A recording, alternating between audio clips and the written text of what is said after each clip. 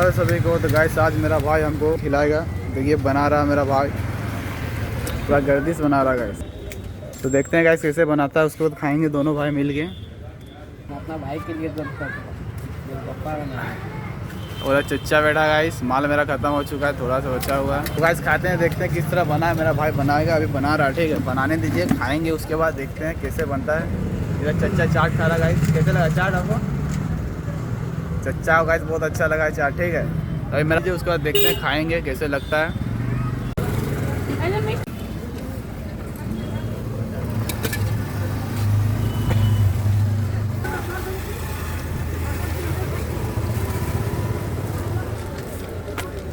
देख सकते हैं गाइस, खुद खा के टेस्ट करेगा किस तरह नहीं कैसा।